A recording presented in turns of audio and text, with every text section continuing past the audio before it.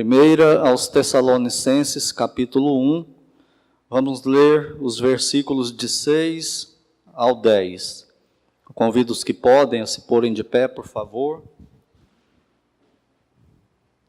Primeira aos Tessalonicenses, capítulo 1, versículos de 6 a 10, diz assim: Com efeito vos tornastes imitadores nossos e do Senhor, tendo recebido a palavra, posto que em meio de muita tribulação, com alegria do Espírito Santo, de sorte que vos tornastes modelo para todos os crentes na Macedônia e na Acaia, porque de vós repercutiu a palavra do Senhor não só na Macedônia e Acaia, mas também por toda a parte se divulgou a vossa fé para com Deus, a tal ponto de não termos necessidade de acrescentar coisa alguma.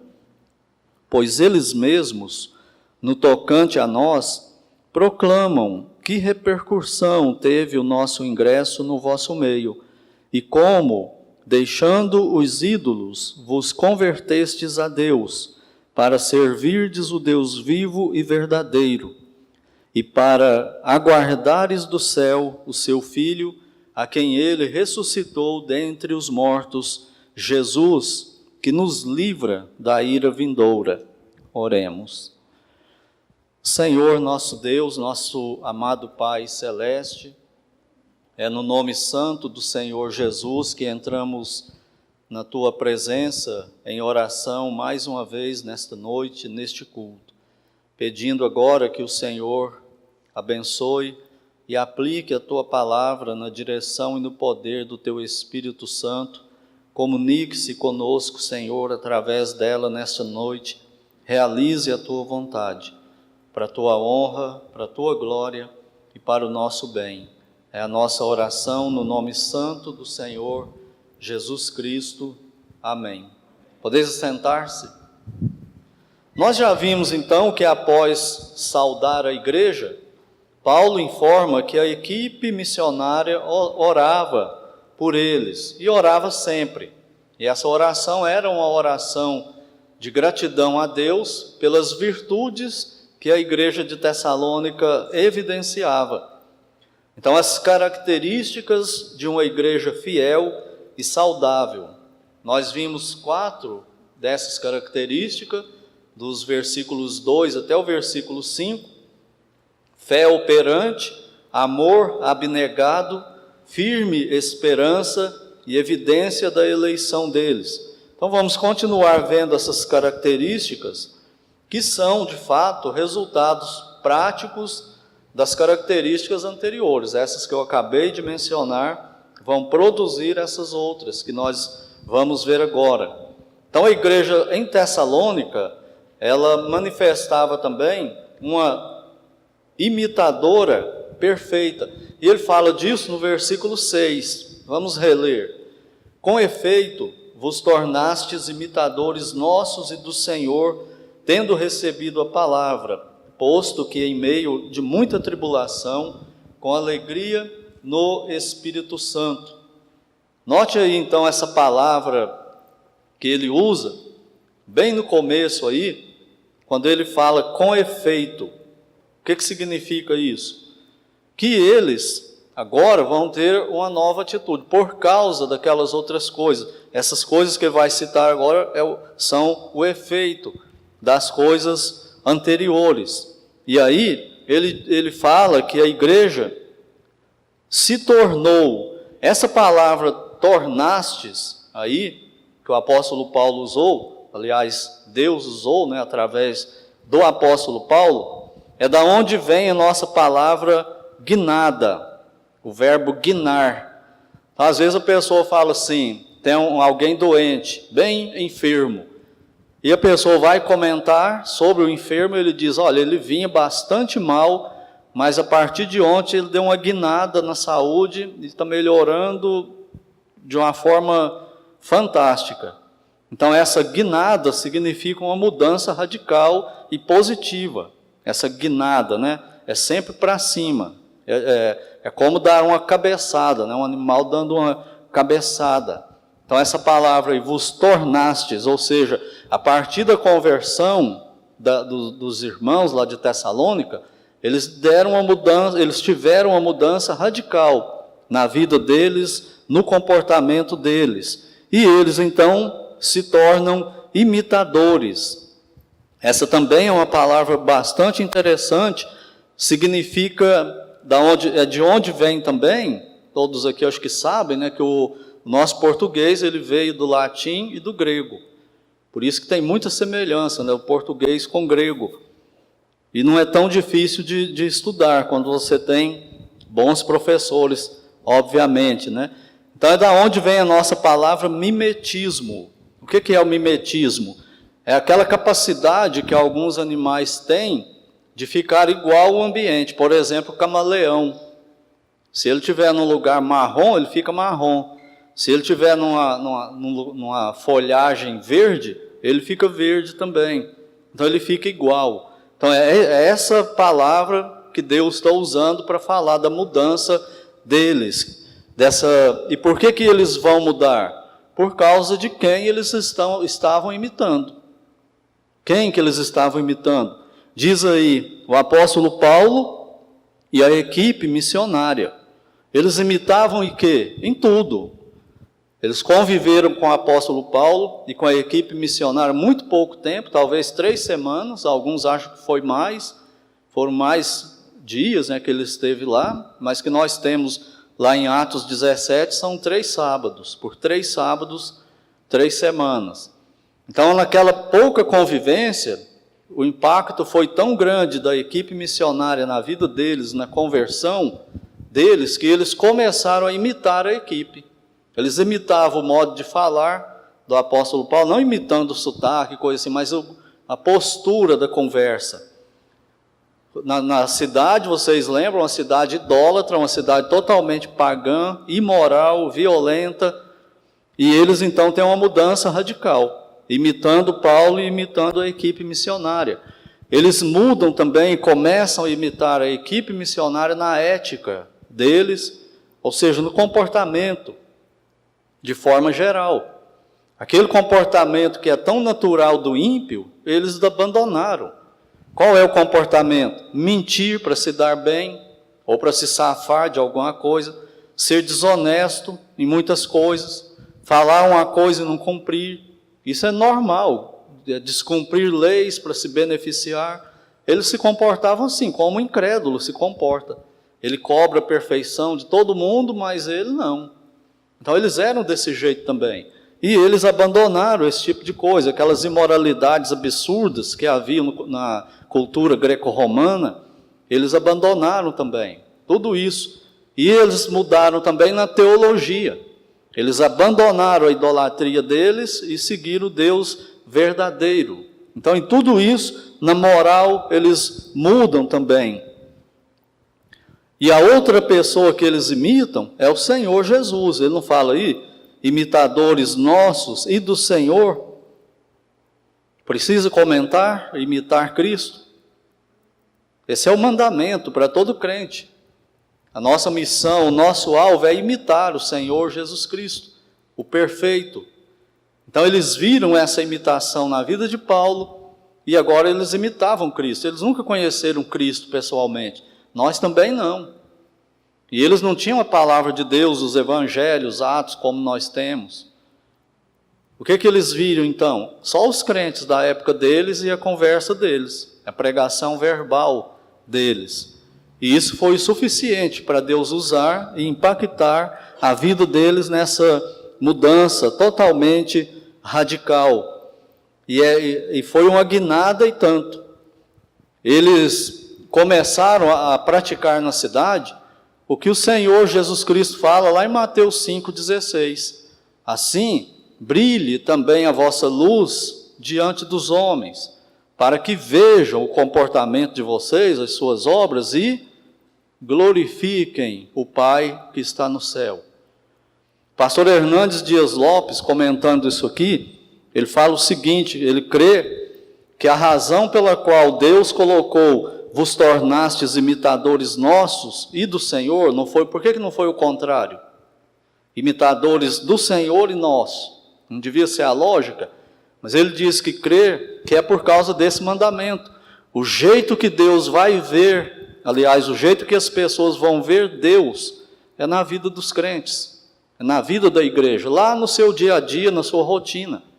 É lá que tem que fazer a diferença, é lá que a luz precisa brilhar, no jeito de falar, no que defende, no que aprova, no que reprova, no que faz, no que não faz. E as pessoas ímpias que convivem com você vão ver esse comportamento e isso vai impactar a vida delas. E aí você, por quê? Porque você terá se tornado um imitador de Paulo, da equipe de Paulo e do Senhor Jesus. Por isso que as pessoas estão tão impressionadas com a vida deles na cidade, por causa dessa mudança aí. E por que eles mudaram? O que fez toda a diferença na vida deles, que aqui eu concordo com o pastor Marcos Granconato, que numa pregação lá em Fortaleza, ele pregando para famílias, ele fala o seguinte, num dado momento da pregação, ele diz assim: eu creio que se daqui a 50 anos o Senhor não tiver vindo nos buscar, as pessoas que lerem a nossa história, eles vão chegar à seguinte conclusão: o maior erro desses crentes, dessa geração, foi em bibliologia. Falta de conhecimento da Bíblia e falta de obedecer a Bíblia na prática. Foi o maior erro. E a catástrofe está aí, né? Mas a igreja de Tessalônica não agiu assim, eles receberam a palavra de Deus, que é o que está dizendo aí no versículo 6, tendo recebido a palavra. E nós sabemos que o que produz fé é a palavra. A fé vem pelo ouvir, e ouvir a pregação, de quê? De Cristo, da palavra de Deus. É isso que produz fé, tanto para a salvação do perdido, quanto para a manutenção e firmeza e alimento do crente. O que aumenta a fé do crente é a palavra de Deus. Por isso que nós temos que estar em contato com ela. Lendo em casa, a igreja, quando se reúne coletivamente, o carro-chefe dela precisa ser a pregação, o Deus, auge. A igreja precisa estar atenta a isso. Nós precisamos ouvir o Evangelho, de vez em quando, repetidamente, que o Senhor Jesus morreu pelos nossos pecados, foi sepultado e ressuscitou ao terceiro dia. Os salvos precisam ouvir isso.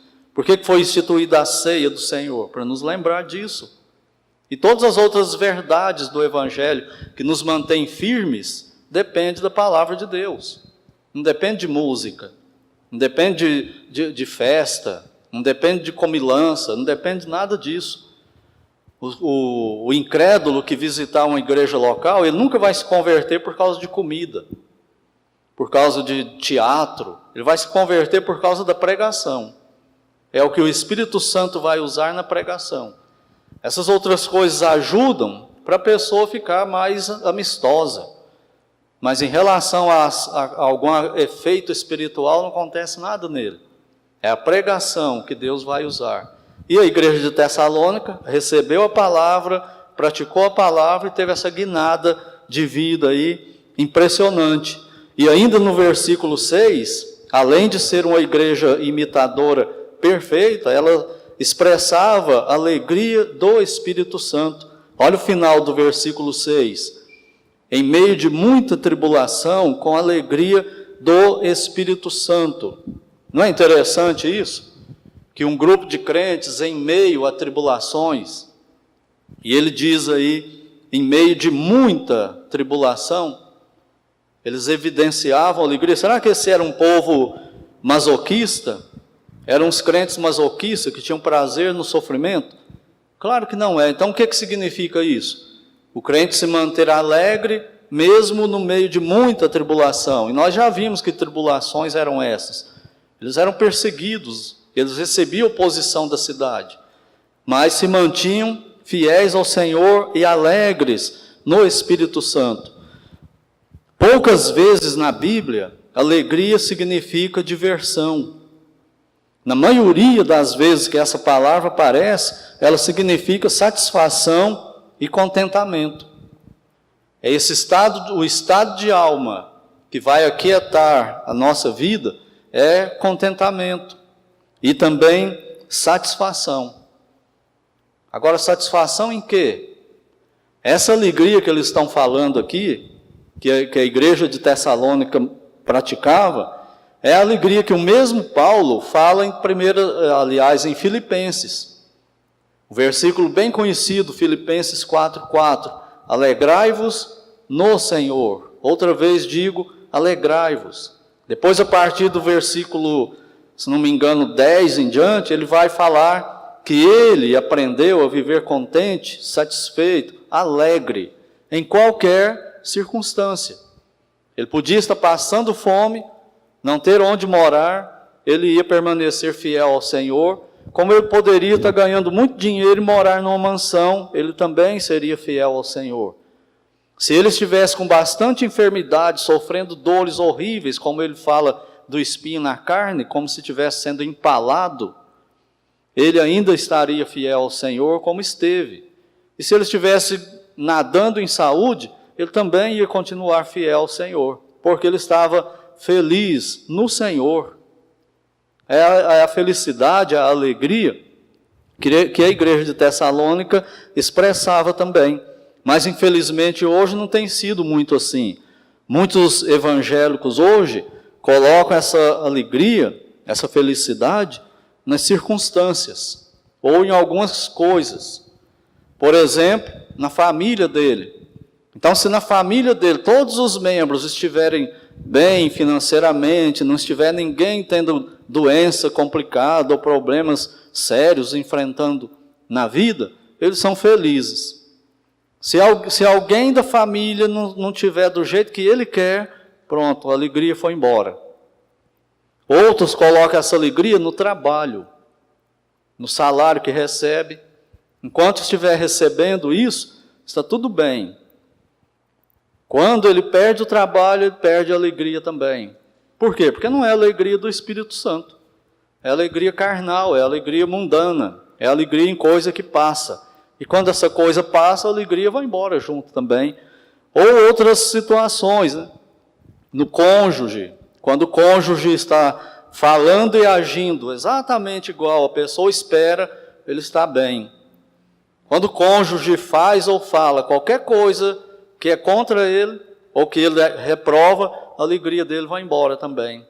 Aí fecha a cara, muda o humor, fica diferente. Então nós temos que estar cuidando disso. E nos lembrando disso todo dia. Senão a gente vive igual incrédulo e não impacta ninguém. As pessoas olham para nós e nem acreditam que somos crentes. E assim por diante, né? Ou coloca então a alegria em bênçãos físicas e materiais, ou ainda em demonstração de sinais e poder, entre aspas. E aí nós temos os pastores, showmans, pastores que são estrelas, tem alguns que têm até segurança, porque eles são estrela, e tem os cultos shows também. Para quê? Para agradar as pessoas. A alegria das pessoas estão nessas coisas. Ele chega lá no culto, ele chega lá no local de culto, se a pregação não for o que ele quer, e se a liturgia do culto não for do jeito que ele quer, se não tiver um pouco de entretenimento, se não tiver um pouco de bajulação e de afago do ego, ele fica infeliz. Estou saindo da igreja, estou indo para outra igreja, estou procurando poder. E não está por causa de Cristo. A alegria não é no Senhor, são nessas coisas. E quando não tem, a alegria dele vai embora, e muitas vezes ele também vai embora. E o culto fica cada vez mais centrado no homem. Como eu disse, pregações, liturgia, que tal letras de música? Quando eu vou fazer um esboço de um culto, um programa de culto, eu primeiro oro antes, né? Deus que sabe o que Ele quer de adoração. Mas eu sou cauteloso para escolher música que fala para Deus, não para os homens, para Deus. É o único momento que nós coletivamente vamos louvá-lo, adorá-lo em grupo. E a gente perde a oportunidade, porque muitas vezes a música é mensagem de nós para nós, ou para visitante na igreja, não é falando para o Senhor. Então isso não é um problema para nós aqui, mas na maioria das igrejas hoje são um problema muito sério, são problemas. Por causa da letra que o autor está preocupado em agradar quem vai ouvir de ser humano. E está preocupado em vender também. Agora, quem quer adorar a Deus de verdade, se ele preocupar com isso, ele não adora a Deus. Ou ele vende e faz sucesso, ou ele adora a Deus. As duas coisas dificilmente ele vai conseguir. E o pior, né, não vai ser aceito por Deus se a música não passar pelo crivo de Deus. A letra e tudo mais da música.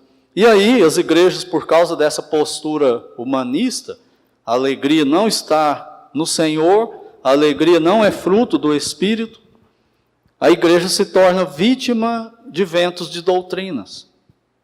Não é o que nós temos visto? Eu fui salvo na década de 80. Quem foi salvo por aí, nessa época, um pouco depois disso, eu não lembro se no final da década de 80, ou se foi no começo da década de 90, que começou aquele fenômeno aqui no Brasil, que varreu o Brasil inteiro, todas as denominações fundamentalistas, de dente de ouro, aparecer dente de ouro nas pessoas durante o culto. O que aconteceu? Vários membros de igrejas fundamentalistas deixaram as suas igrejas e correram para essas igrejas na expectativa de receber um dente de ouro, ou pelo menos de ver esse milagre em alguém. Mas o culto é para isso? E hoje? Hoje tem um absurdo pior. O pastor que pega o suor e joga no povo, joga paletó e a pessoa cai. Uma série de coisas que acontece. E a igreja vibra com isso. Igreja entre aspas, né? A igreja vibra com esse tipo de coisa. Vai no lugar lá que um pastor benze uma quantidade de óleo, põe nos vidrinhos, distribui para o povo, e o povo sai urgindo doente por aí para curar doente. A igreja evangélica chegou a esse nível, sal grosso e uma série de outras coisas. Ou seja, está totalmente se descaracterizando. E nós, batistas, e principalmente nós, batistas regulares, precisamos continuar sendo as velhas luzes. Aqueles que não mudam, aqueles que seguram a palavra de Deus, que seguram a fé ali nas doutrinas fundamentais. Mas a igreja de Tessalônica, a alegria deles era em Deus. Principalmente por duas razões. Eles tinham alegria de serem salvos da condenação eterna, uma coisa que eles desconheciam totalmente. E eles tinham alegria por ter a oportunidade de servir esse Deus eterno e único que os salvou.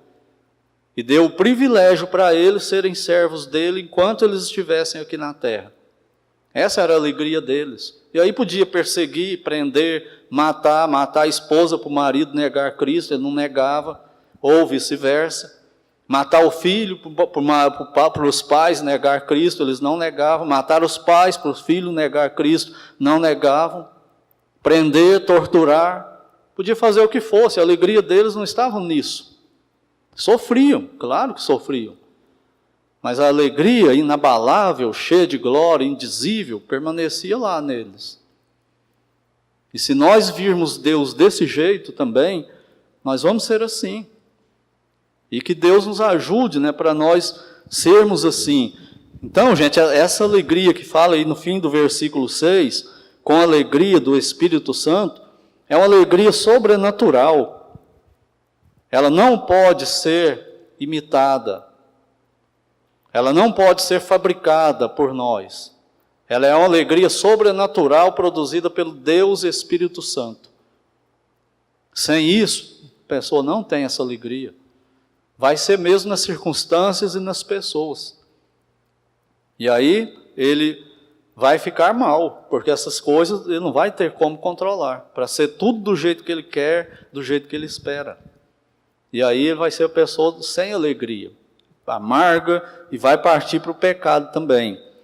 Outra característica desta igreja fiel e saudável é que ela agora se torna modelo para os outros. Olha o versículo 7. De sorte que vos tornastes o modelo. Então aquela igreja que era uma imitadora, agora ela sai de imitadora para ser modelo. Não é isso que deve acontecer com todo crente? Não é isso que toda igreja devia ser? Ela veio do mundo, foram salvos do mundo, estão em Cristo agora, coletivamente, e agora eles vão ser modelo, porque estarão imitando Cristo e os crentes fiéis. Não é para ser assim com todos nós? Então, a igreja de Tessalônica, ela se torna esse modelo. A palavra que Paulo usa aí, essa palavra aí, modelo, quem é da minha idade ou mais velho vai lembrar. Talvez alguns mais novos também. A gráfica, antigamente, eu não sei se hoje continua assim, se quiser saber pode perguntar a Cássia depois, que ela explica tintim por tintim, mas a gráfica trabalhava com tipos. O que era os tipos? É uma peça que coloca lá as letras, sinais, números, e quando aquele tipo bate na folha, o tipo continua com a palavra, com o número, com o acento, não continua? Mas para onde foi aquilo também? Que se você pegar o papel e olhar, está igualzinho o tipo, não está? É a palavra que Paulo está usando aqui.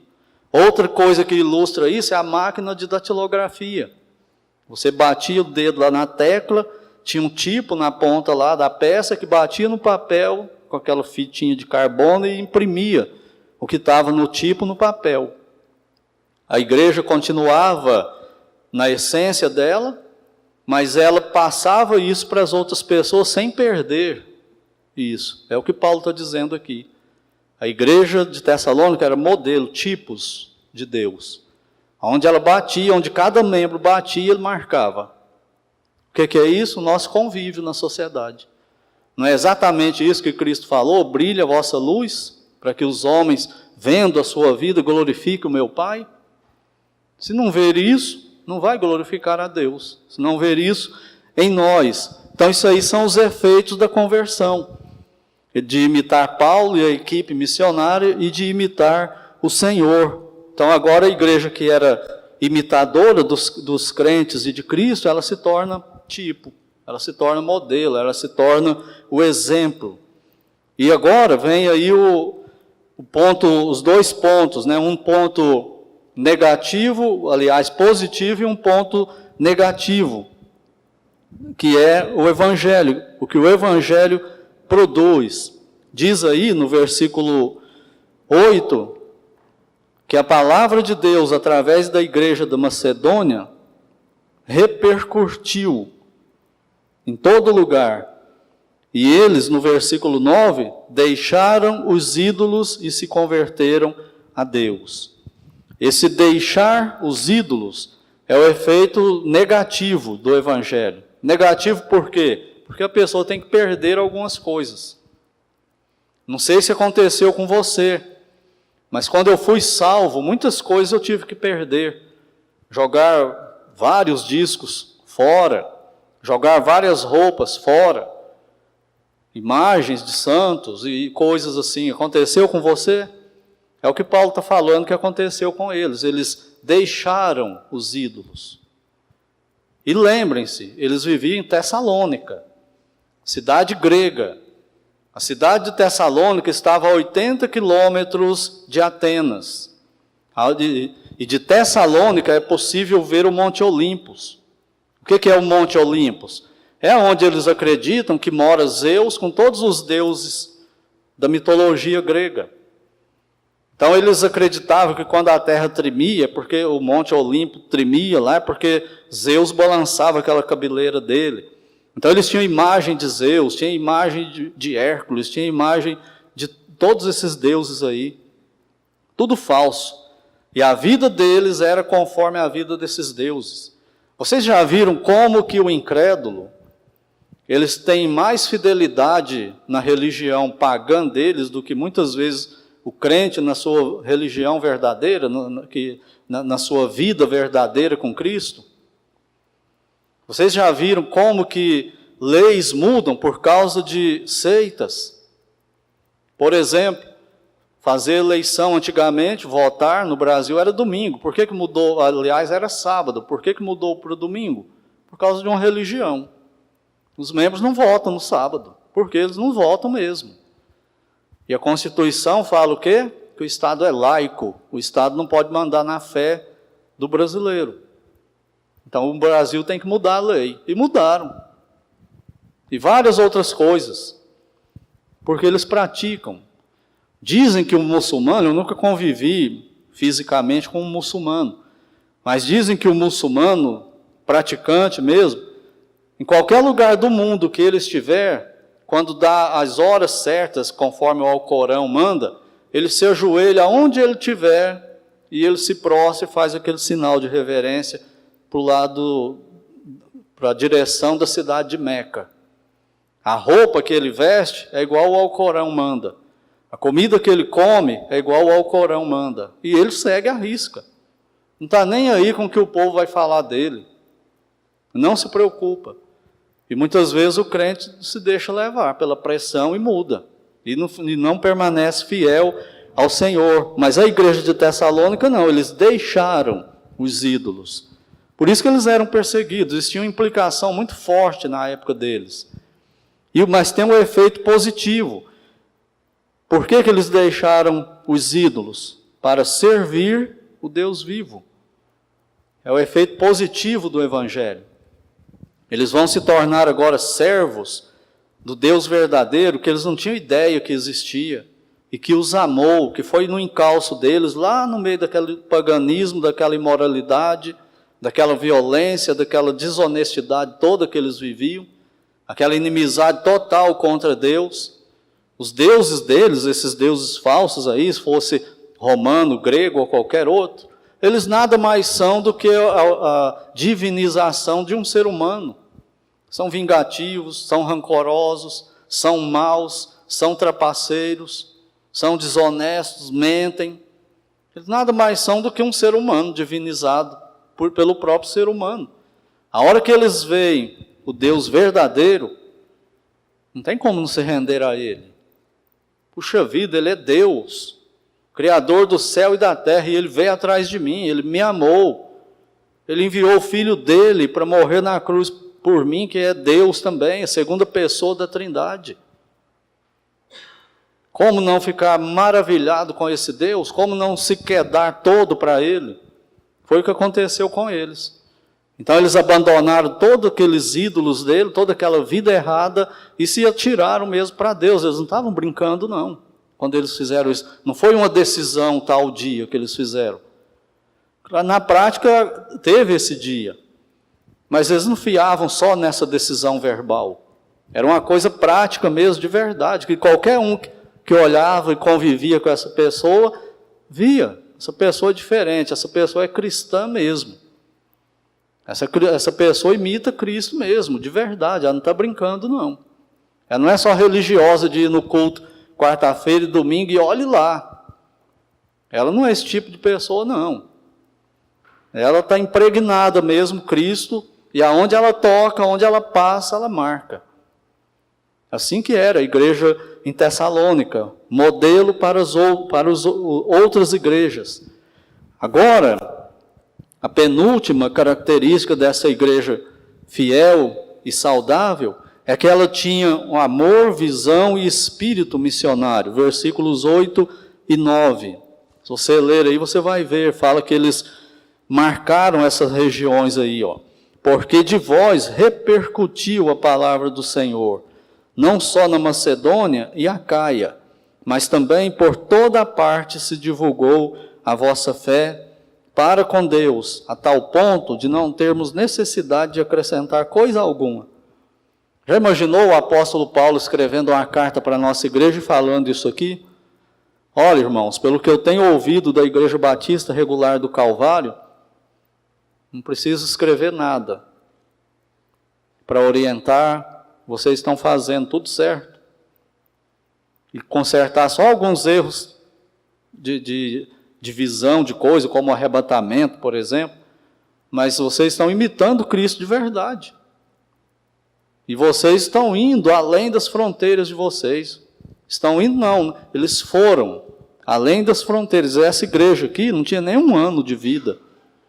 No meio de muita perseguição, no meio de uma total oposição, ela estava repercutindo a palavra de Deus na Acaia e na Macedônia. A Macedônia é o nordeste da Grécia. Imagina que o nordeste só de Minas. Não sei exatamente o tamanho da Grécia, mas deve ser mais ou menos o tamanho de Minas ou bem menor do que Minas.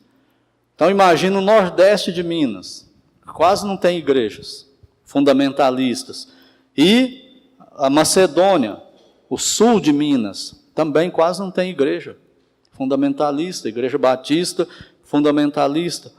E eles foram até esses locais lá na Macedônia e na Acaia. Diz aí que repercutiu, por causa deles, repercutiu a palavra. Essa palavra que ele usa aí, repercutiu, é a palavra que significa como se fosse uma caixa de som de Deus, ou eco, que eles estavam falando, pregando, vivendo lá em Tessalônica, e isso estava repercutindo. As outras pessoas que iam para esses lugares falavam deles, levavam a mensagem. E eles também começaram a enviar pessoas para fundar igrejas nesses locais aí. E lembrando, irmãos, eles não tinham a visão simpática do governo para com a igreja. Não tinha lá o governo fazendo isenção de imposto para eles de nada, não. Não tinha o governo dando ônibus para eles fazer viajar e levar os crentes para acampamento e coisas assim. Não tinha nada disso, não. Era oposição ferrenha contra eles. Mas mesmo no meio dessa tribulação, eles ainda iam. Eles não só oravam, eles não só contribuíam financeiramente, mas eles evangelizavam onde eles estavam e eles fundavam igreja na Macedônia e na Acaia. Claro que essas coisas são boas, eu dou graças a Deus pelo nosso investimento em missões, pelas nossas orações diárias por missões de cada membro, pelas ofertas missionárias que nós levantamos para sustentar a obra de Deus com outros irmãos e irmãs, as porcentagens que são tiradas. Claro que isso são coisas boas, mas é só isso que nós temos que fazer como missão? Não é, nós temos que evangelizar aonde nós estamos e fazer o que pudermos para levar o evangelho além da fronteira da cidade e fundar outra igreja. É para isso que a igreja está na terra. Fundamentalmente, é para isso que nós precisamos trabalhar aqui nesse mundo, em meio a muita tribulação.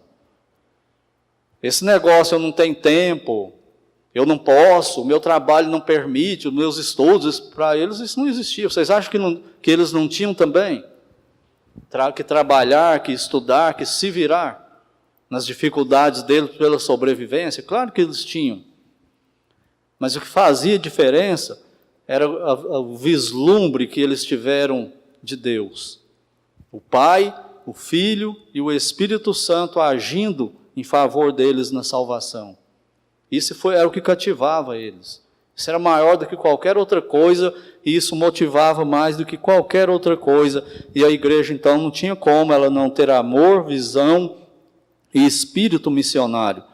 E por último, no versículo 10, a igreja saudável e fiel, ela espera de fato o Senhor, para aguardares do céu o seu Filho, a quem ressuscitou dentre os mortos, Jesus, que nos livra da ira vindoura.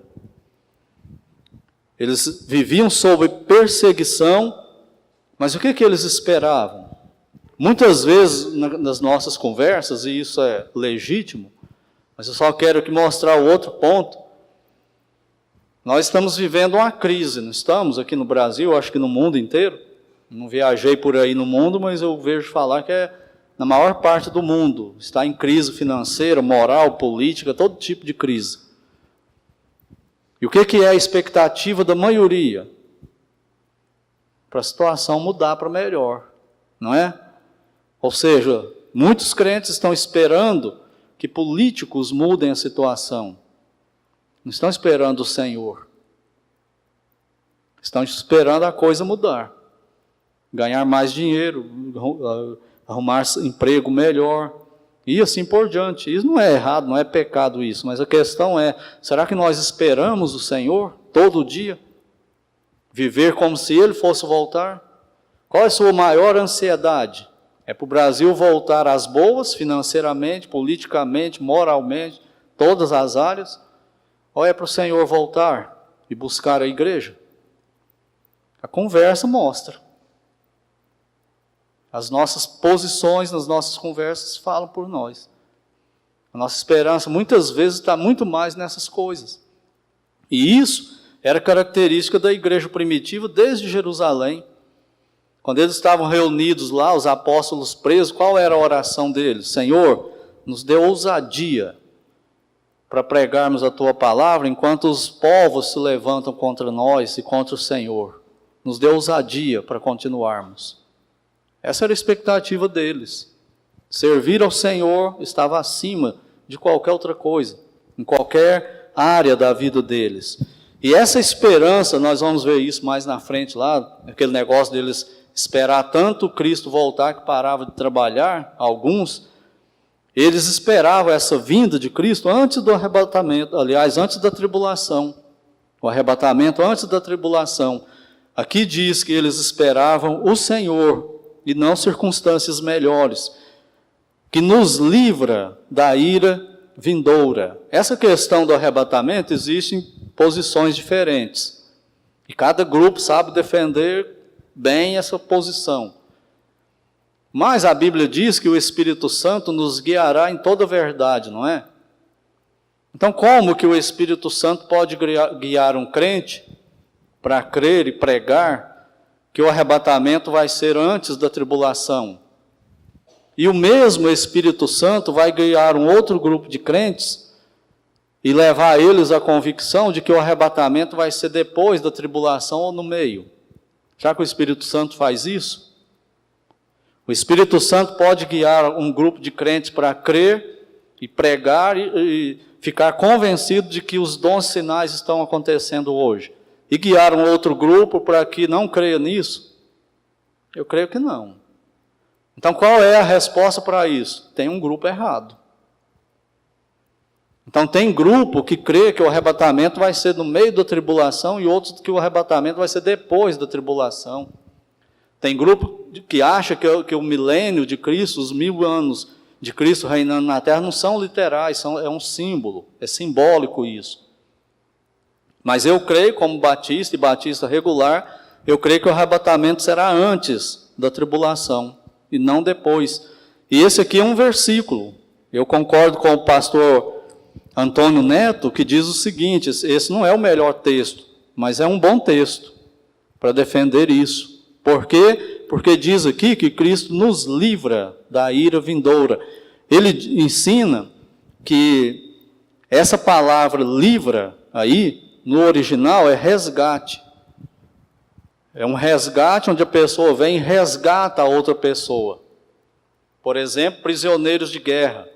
Vai um batedor lá, daqueles tipo Rambo, Braddock, e vai lá e briga com todo mundo, e livra o prisioneiro e leva embora. Pega o prisioneiro e leva embora. É esse verbo que está usado aqui.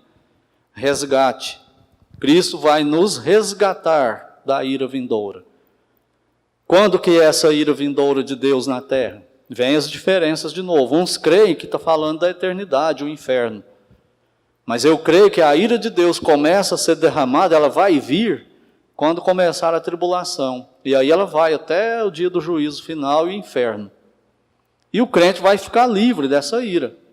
Ele não está em Cristo. Então o que se entende aqui é que Cristo vai vir e nos resgatar antes desse dia chegar, o dia da ira de Deus. E a outra coisa que dá peso para isso também, para essa interpretação, conforme o pastor Antônio Neto, é a preposição da. Ele nos resgata da ira vindoura. Ele explica o seguinte, que esse da não significa assim que vai vir a ira e aí ele vem e protege os crentes. Não é isso que significa. Isso vai acontecer durante a tribulação, não vai? Se você prestar atenção em Apocalipse, a dinâmica do Apocalipse, as pessoas que se converterem durante a tribulação, elas não sofrerão com a ira de Deus. A ira de Deus, os 7 selos, 7 taças, vai vir sobre os incrédulos. O que vai fazer os crentes sofrerem durante a tribulação? A ira de quem? A ira do diabo e do anticristo, porque eles são crentes. Mas a taça da ira de Deus, eles não vão sofrer.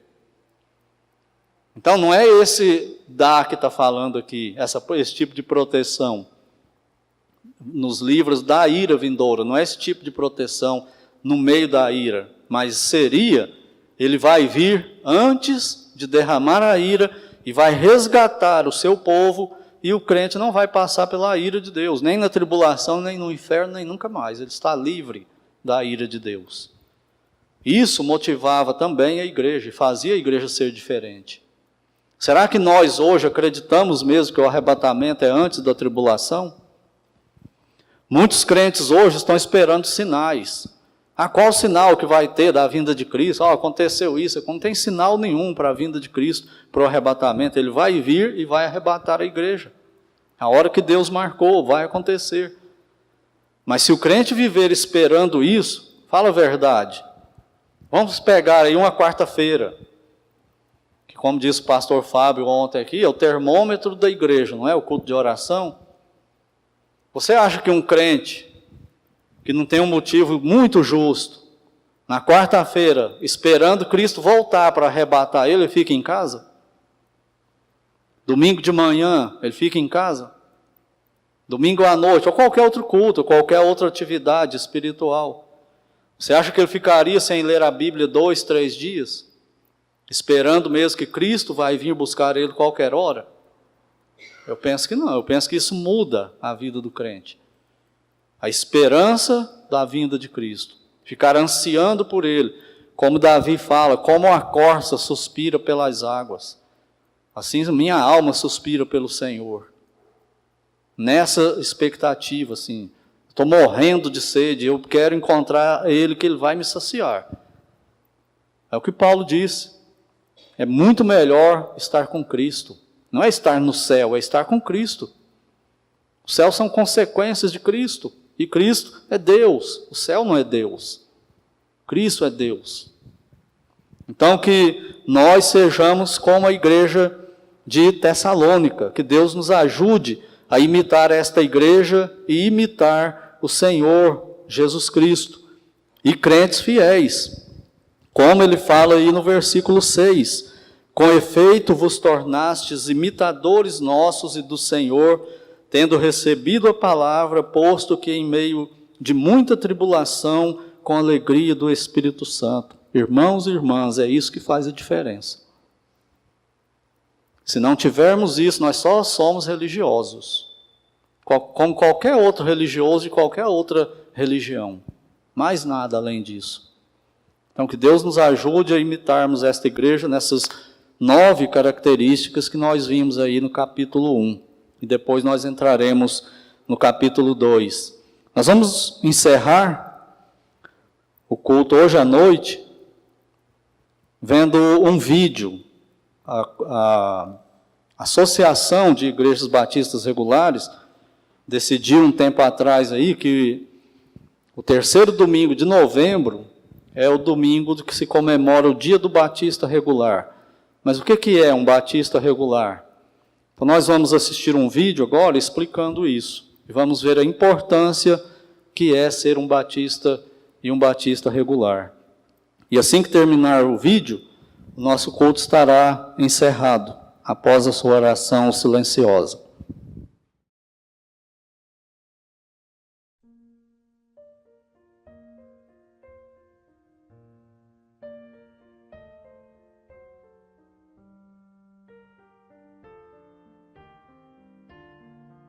Saudações em Cristo.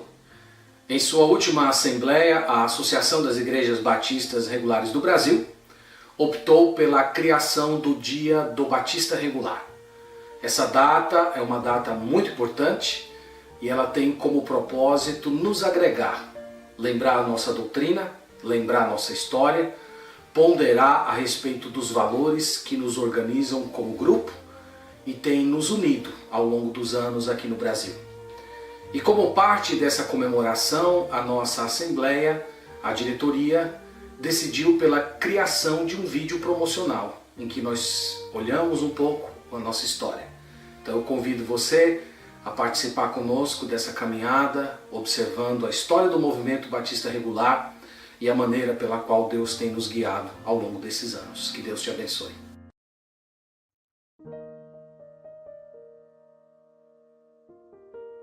A reação mais poderosa ao movimento liberal foi o chamado fundamentalismo. O fundamentalismo surgiu através de uma publicação em 1910, que traduzido para a língua portuguesa seria mais ou menos Os Fundamentos em Defesa da Verdade. E essa obra ela foi publicada originalmente em 13 volumes. E o objetivo era difundir essa obra pelos Estados Unidos, fazer com que cada cópia chegasse nas mãos dos pastores, para que eles tivessem um retorno à ortodoxia bíblica. Basicamente, o fundamentalismo afirmava tudo aquilo que os liberais haviam negado. Eles estabeleciam a inerrância, a inspiração das Escrituras, o nascimento sobrenatural do Senhor Jesus, a sua vida sem pecado, a sua morte expiatória, a sua ressurreição corporal por nossa justificação. Então essa obra ela se espalhou pelos Estados Unidos e foi o primeiro movimento de defesa da verdade com o objetivo de trazer a fé cristã verdadeira, a pregação pública e expositiva das Escrituras de volta para as igrejas. E é nesse momento em que a expressão fundamentalista começa a ser utilizada para designar um conjunto de doutrinas. Doutrinas fundamentais, doutrinas basilares, que quando negadas, elas destroem a fé cristã. O fundamentalista considera que toda doutrina é importante, mas há doutrinas que são tão importantes que elas chegam ao ponto de definir se alguém é cristão ou não é. Então os fundamentalistas eles surgiram com essa mentalidade de que eles precisavam trazer a fé cristã de volta ao seu eixo bíblico com toda a ortodoxia verdadeira. E esse movimento chegou aos batistas. Em 1923 foi formada a União Bíblica. A União Bíblica tinha como objetivo fortalecer o fundamentalismo dentro da denominação batista e ao mesmo tempo formar um quórum para que os liberais fossem expulsos do meio dos batistas. E eles se fortaleceram, promoveram diversas conferências pelos Estados Unidos, pregando a boa e verdadeira doutrina, mas infelizmente os esforços da União Bíblica não foram suficientes para trazer novamente a ortodoxia aos batistas do norte. E por essa razão, depois de muitas e muitas tentativas, esses batistas resolveram se separar da denominação batista do norte. E em 1932, 34 igrejas formaram a Associação Geral das Igrejas Batistas Regulares. Como disse, isso foi no ano de 1932. E em 1935, nós temos a chegada do primeiro batista regular missionário no Brasil, o conhecido seu Eduardo, o Eduardo McLean. E ele veio para o Brasil, passou pela cidade de Salvador e iniciou o seu ministério numa cidade chamada Juazeiro do Norte, no Ceará. E foi ali, através de muita perseguição, que o nosso movimento começou a ganhar forma. Logo depois, vários missionários chegaram se espalhando pelo Brasil, fundando seminários, fundando escolas, pregando o bom evangelho, o verdadeiro evangelho do nosso Senhor Jesus Cristo, com uma ênfase muito grande em santidade pessoal, separação do mundo, evangelização, missões, fundação de seminários. Em 1953, nós temos a fundação da Associação das Igrejas Batistas Regulares do Brasil, uma entidade nacional que visa juntar, unir todos os batistas regulares que fazem parte dessa nação. Nós temos também a fundação da Editora Batista Regular, com o objetivo de trazer uma literatura de cunho fundamentalista bíblico e várias instituições, seminários, escolas, tudo isso para a promoção do Evangelho do nosso Senhor Jesus Cristo.